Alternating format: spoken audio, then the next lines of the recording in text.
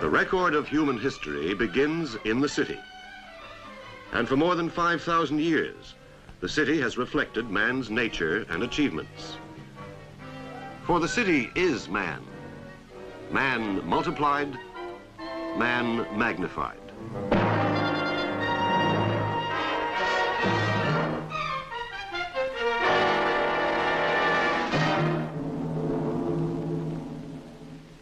Ancient peoples conceived of the city as an image of heaven, made visible in sacred buildings and works of art.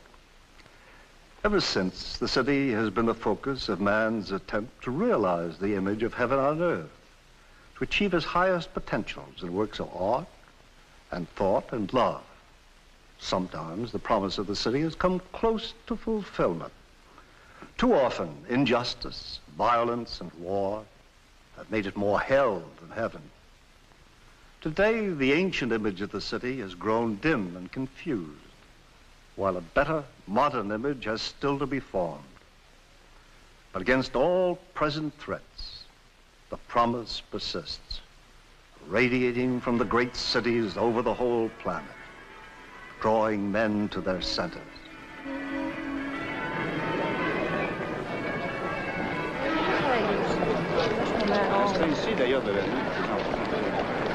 Sit down, American Marinos. Eat a morning feed.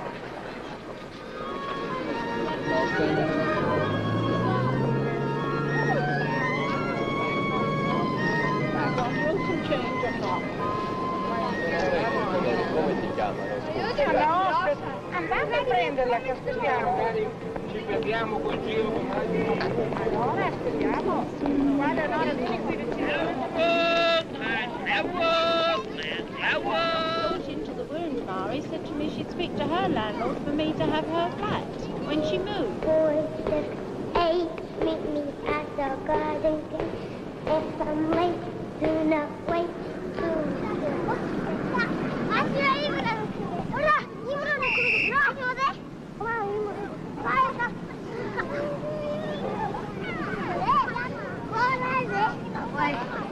Je was hier met pommen.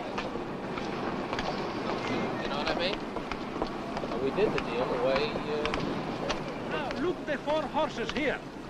The 4 horses were made roughly 400 years before Christ. Probably. Jesus Christ satisfies, saves, keeps, and satisfies. I can tell you that he came into my heart, took my sins away, gave me peace. Orange and lemon, says the bells of St. Clement. I owe you 5 farthings, says the bells of St. Martin's. And when shall I pay you? When I grow rich.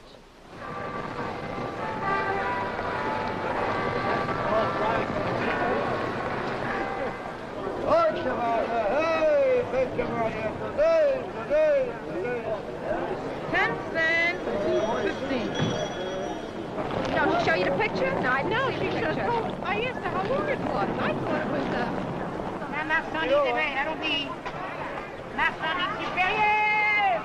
Mesdames, un peu d'œil, on les a sans... Ouais, de la crème, allons-y. Oh, les fraises, mangez des fraises pour les reins, pour les seins, c'est très sain.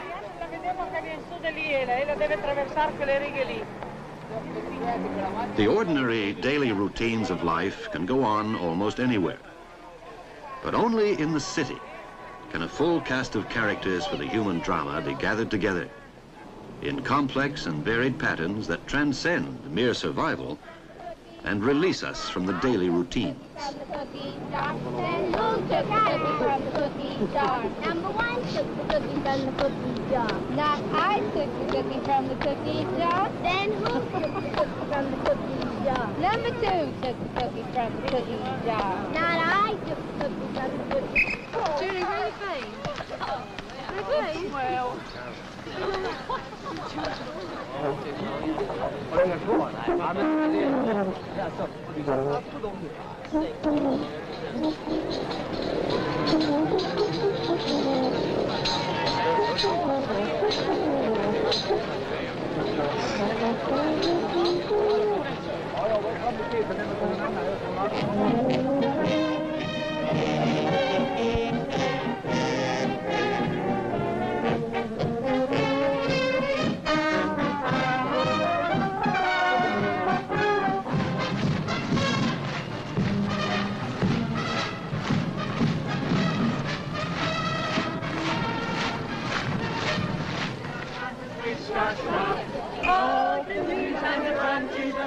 Like a magnet, the city draws people from a multitude of regions and backgrounds, and in bringing them together, the city gives to each individual some of the strength and character and color of the whole.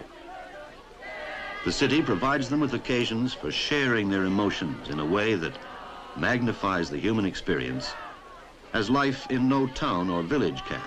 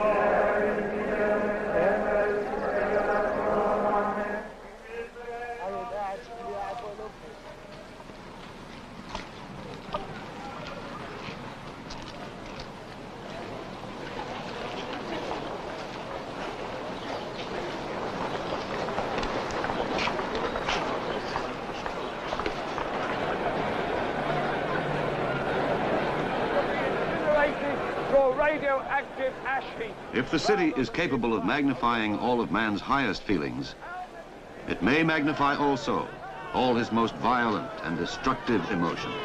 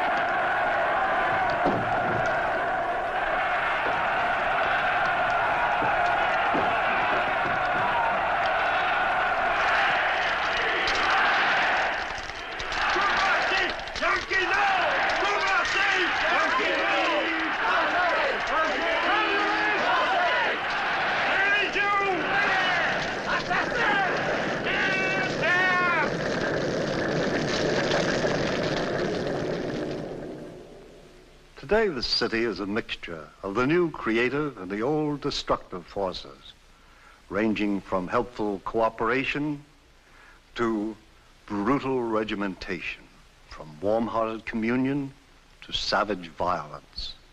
If man himself is to survive today, he must strengthen the creative elements in the city.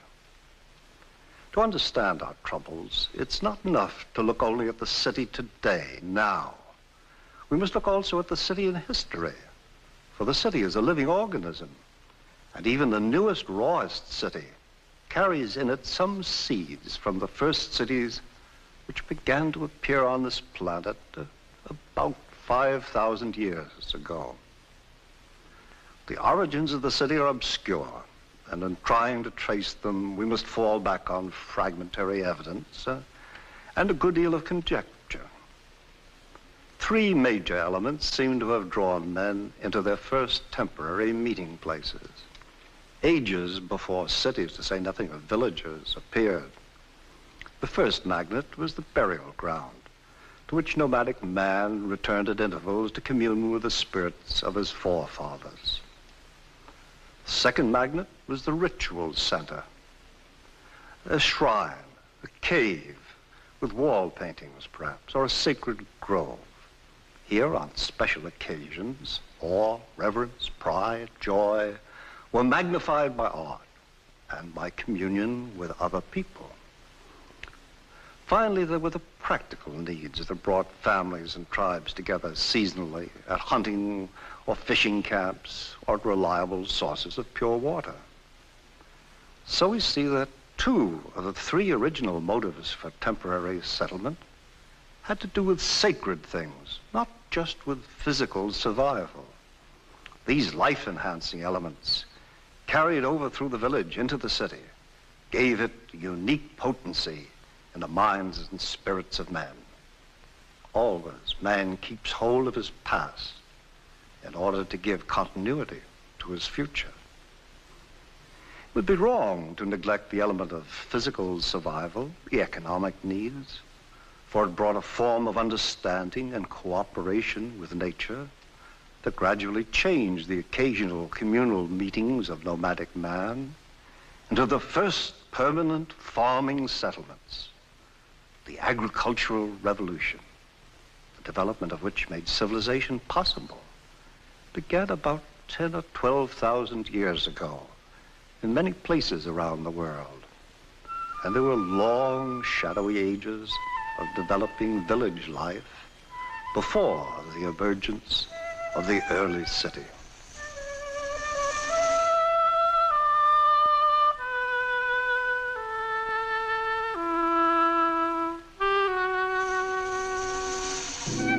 In the river valleys of Mesopotamia have been found the stone carvings that give us our most complete records of the emergence of the city.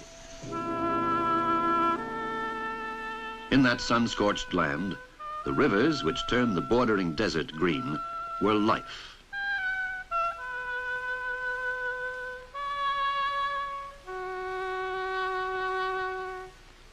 The water container, one of man's greatest inventions, was the symbol both of his first crude control of the rivers and the great revolution that came with it, farming. As this early control developed over the centuries into the complex art of irrigation, man shaped in the river valleys a new way of life.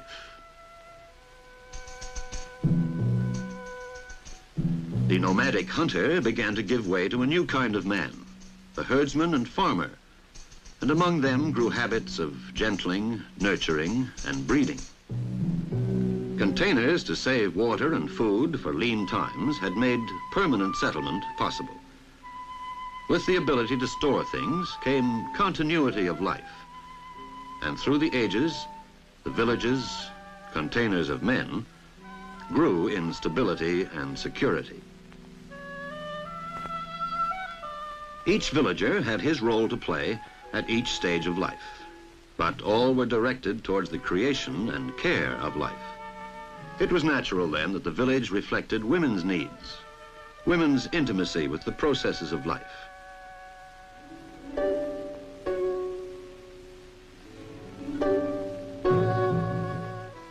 But But this balance and harmony did not last. Over the centuries, as the villages multiplied and irrigation networks and the life they supported became more complex, the limitations of the village society became apparent. Suspicion, isolation, resistance to change.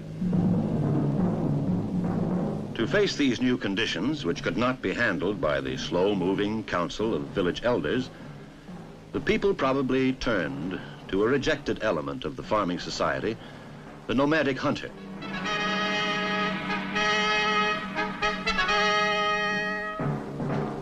Under his authoritarian leadership, a more complex and dynamic pattern of life emerged. There was a change in the purpose and direction of life, as well as a change of size and scale in the transition from the village to that new container, the city.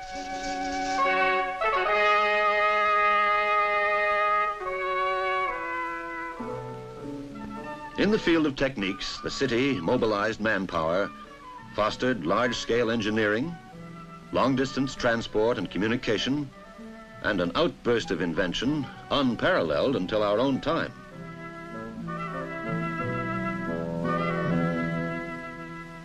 In politics, the hunter leader became the hunter king. Kingship appears with the city.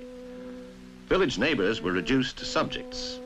But at some point, the king's control brightened into justice, making possible a society with uniform laws.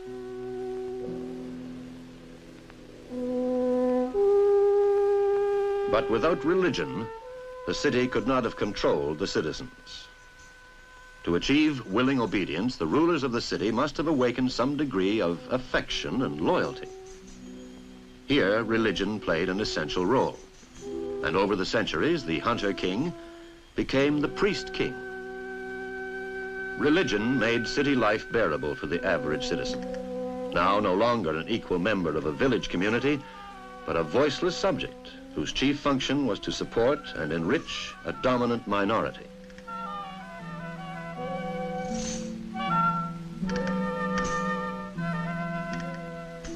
At first, the king held all common property in trust for the citizens, but later the nobles, for services rendered, were given this property, and property rights acquired a special sanctity within the city.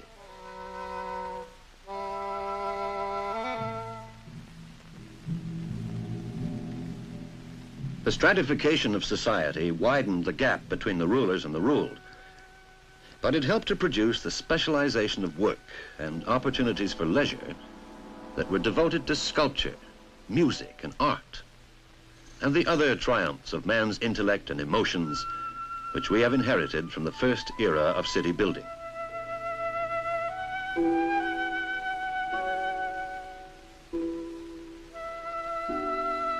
Arithmetic, geometry, and the calendar, the development of writing and codes of laws, the adventure of astronomy. In all these ways, the city was closer to heaven than the village. But the city was the seed of something else unknown to village life. The rites and cults of a community are outlets for its anxieties. As the city magnified people's creative potentials, it magnified also their anxieties. The fertility rites of the village were magnified into the cult of physical power expressed in war. This was the darker face of the city. Organized warfare appears in history with the city.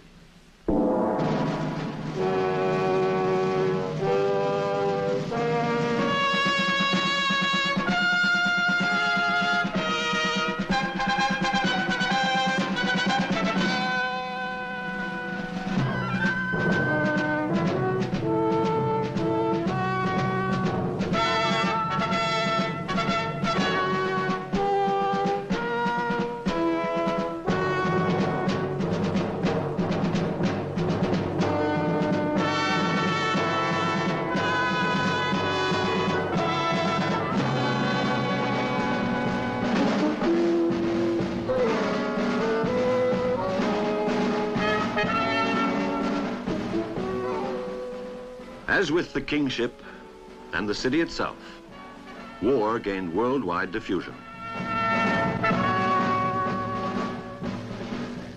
After the Assyrian came down like a wolf on the fold of Babylon, Sennacherib's boast read, "The city from its foundations to its top I destroyed, I devastated, I burned with fire."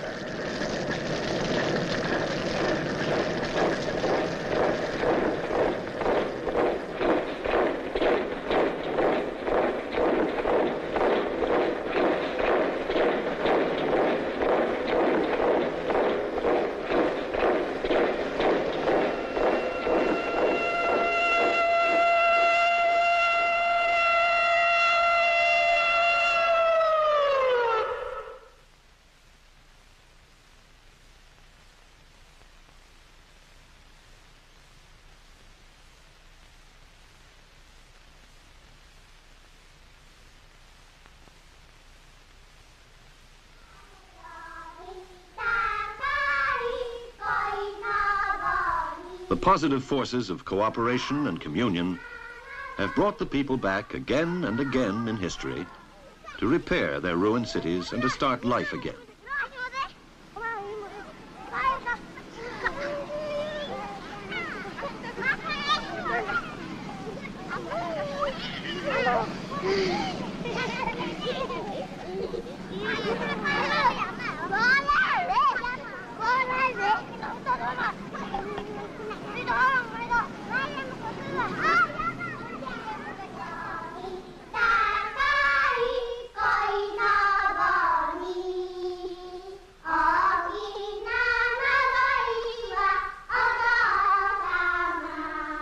Until now, the creative spirit that flourishes in the cities overcame each devastation, and linking together the past and the future, gave people faith to build anew on the old ruins.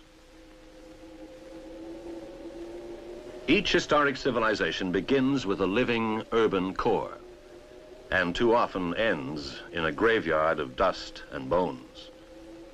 Yet until now, the living seed of the city might still lodge in the ruins and grow once more. But that day is over. The cosmic violence of nuclear weapons would do more than wipe out our cities, for it would also break up the pattern of cooperation between all living organisms on which man's own existence depends. The thermonuclear blast that may destroy our cities would likewise blast, scorch, and poison the fields, forests, and waters upon which all life depends. Once these are gone, there will be nothing to survive with, as well as nothing to survive for. No Rotterdam, Warsaw, Coventry, Dresden, Hiroshima would rise again. No one dare hope that New York or Montreal would bravely come back to life. But even if we are saved from thermonuclear destruction, our cities today are endangered by other forms of destruction, only slightly slower and slightly less devastating. Our nuclear weapons are only a special case of the tendency of a one-sided and overpowerful technology to escape its natural controls and its human direction.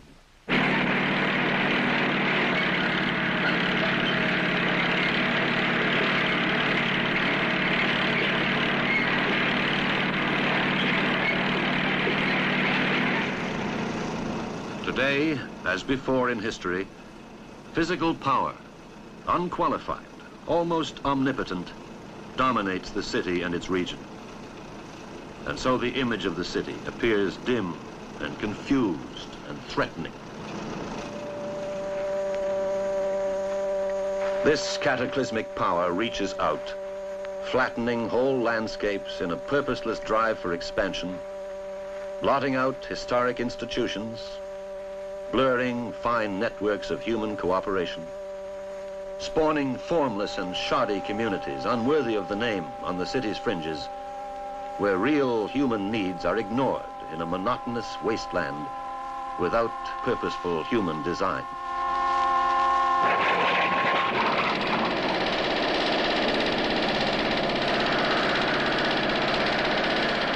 The city's progress is marked by superabundant and masterful engineering without the human end in view, and a domination of people by their own machines.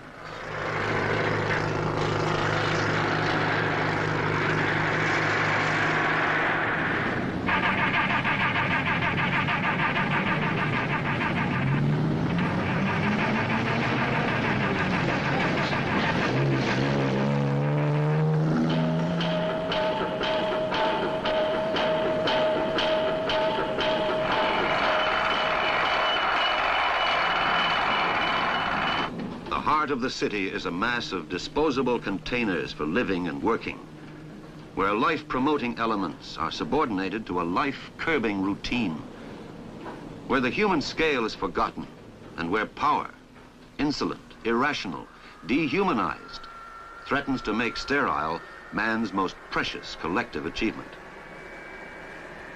In exalting power alone, such a civilization foreshadows its own end.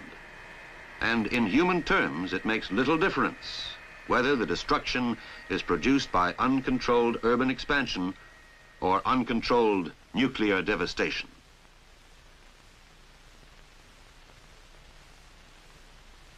But no inexorable fate has decreed that the city must end as it began, in an underground shelter or a burial ground. The forces of life are still mighty, and the promise of the city of man need not be lost.